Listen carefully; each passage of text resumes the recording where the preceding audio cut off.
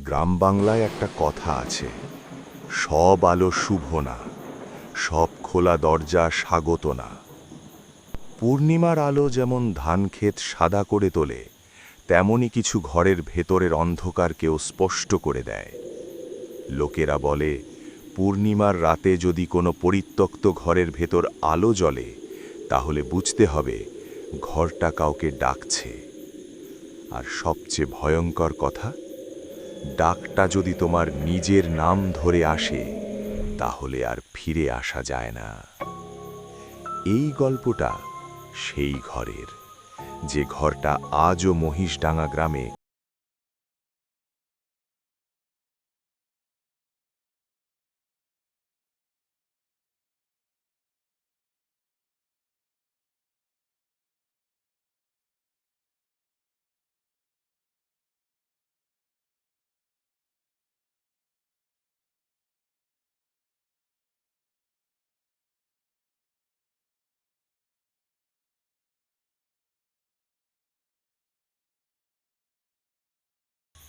খোলা ঘর।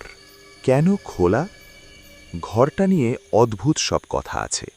তালা লাগালে ভেঙে যায়, দরজা বন্ধ করলে পরদিন খোলা, দেওয়াল ভাঙলে রাতের মধ্যে ঠিক। আর সবচেয়ে ভয়ঙ্কর, পূর্ণিমার রাতে ওই ঘরে আলো জ্বলে। কোনো বাতি নেই, কোনো মোম নেই, তবু আলো। আমার নাম অর্ণব, কলকাতায় পড়াশোনা করি। পুজোর ছুটিতে গ্রামে ফিরেছিলাম। সেদিন ছিল কোজাগরী পূর্ণিমা। চাঁদ এত উজ্জ্বল যে মনে হচ্ছিল আকাশে আর কিচ্ছু নেই, শুধু চাঁদ। রাতে খাওয়া শেষ করে উঠোনে দাঁড়িয়েছিলাম। ঠিক তখনই খটাস, বটতলার দিক থেকে শব্দ। মা সঙ্গে সঙ্গে বললেন, ওদিকে যাস না, আজ পূর্ণিমা। আমি হেসে বললাম, ভূতের ভয় এখনো বিশ্বাস করো নাকি? মা কিছু বললেন না, শুধু মুখ ঘুরিয়ে নিলেন।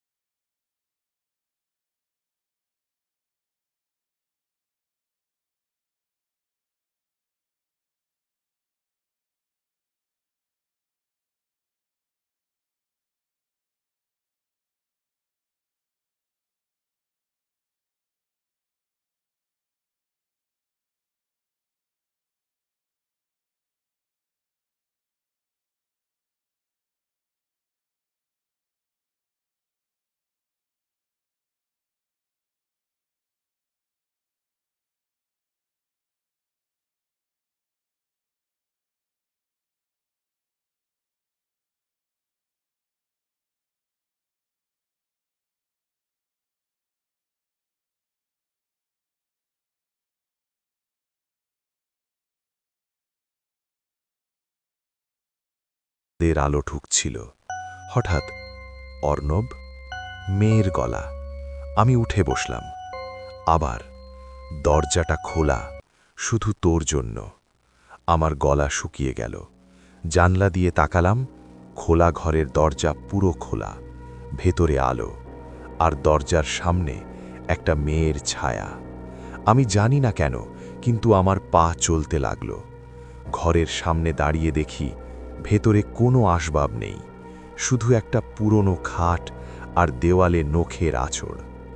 দরজাটা পেছনে ধপ করে বন্ধ। চাঁদের আলো নিভে গেল।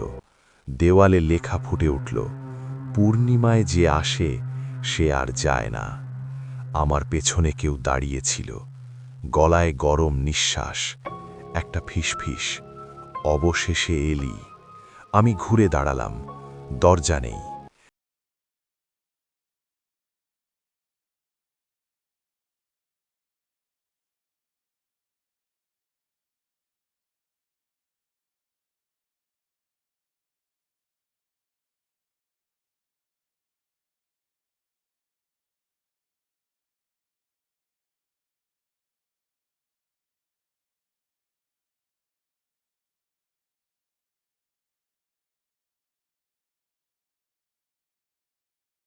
ধাও হয়েছিল।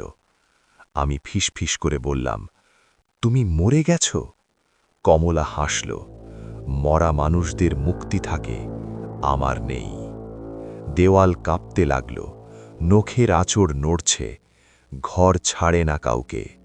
কমলা বলল, এই ঘরটা জীবিত, আর আমরা তার ভেতরের শ্বাস।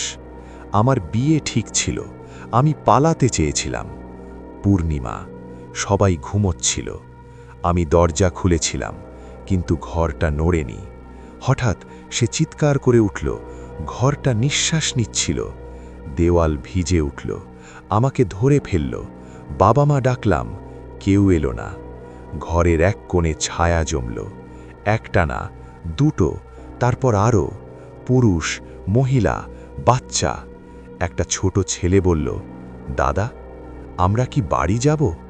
আমার বুক ফেটে গেল। কমলা বলল, এরা সবাই পূর্ণিমায় এসেছিল। মেঝেতে লেখা ফুটে উঠল, পূর্ণিমায় দরজা খোলে, একজন ঢোকে, একজন থাকে, একজন যায়। কমলা ফিসফিস করল, ঘর খালি থাকতে পারে না। সে আমার হাত ধরল, বরফের মতো ঠান্ডা। তুই থাকিস, আমি যাব। ঘরের দেওয়াল সরে আসছে, হাতগুলো আমার পা ধরছে।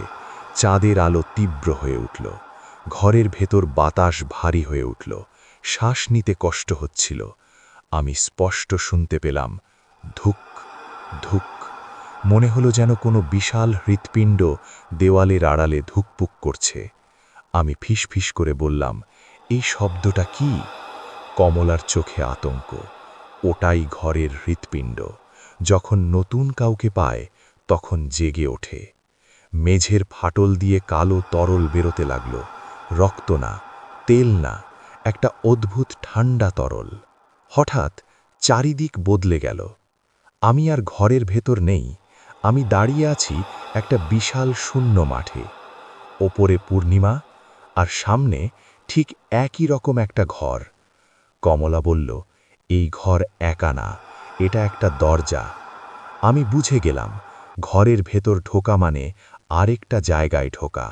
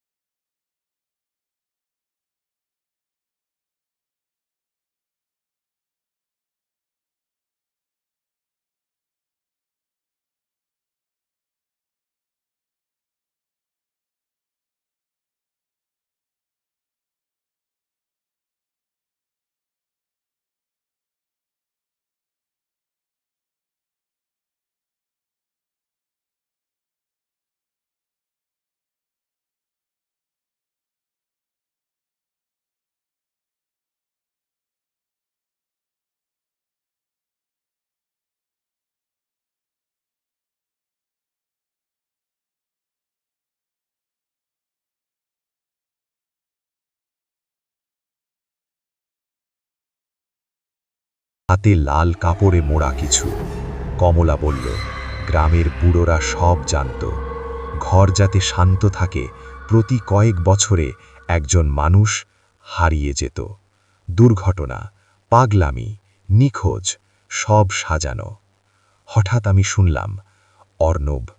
এবার ডাকটা চারদিক থেকে। ঘরের হৃৎপিণ্ড জোরে ঢুকল। কমলা তাকিয়ে বলল, এবার তোর পালা। কুয়াশার ভেতর থেকে একজন বেরিয়ে এলো, আমার মতো দেখতে, একই মুখ, একই শরীর, শুধু চোখে প্রাণ নেই। সে বলল, আমি আগের জন। আমার মাথা ঘুরে গেল। প্রতি পূর্ণিমায় কেউ আসে, সবাই পুরোপুরি মরে না। ঘরের হৃৎপিণ্ড জোরে ধুকপুক করছে। কমলা বলল, ঘর একটা চুক্তি চায়, একজন থাকবে, একজন ছাড়া পাবে। আমি বুঝে গেলাম। কমলা আমার হাতে কিছু ধরিয়ে দিল, একটা পুরনো লোহার চাবি। ঘরের হৃৎপিণ্ডে ঢুকিয়ে দে। আমি ফিসফিস করে বললাম, তাহলে আমি? কমলা মাথা নাড়ল, হ্যাঁ। চারদিক থেকে ছায়াগুলো এগিয়ে এলো, বাচ্চারা, নারী।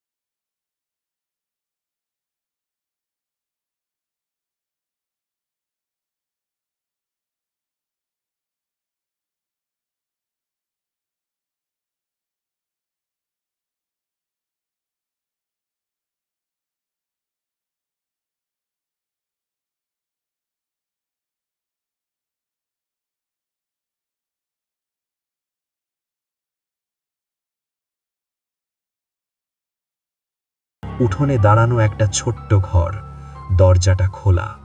ফিসফিসে শুনতে পেলাম, এবার তোর পালা। কমলার মুক্তি হয়েছিল, কিন্তু ঘর চায় নতুন শিকার। আমি বুঝতে পারি, ঘর শুধু স্থান নয়, এটা চেতনা।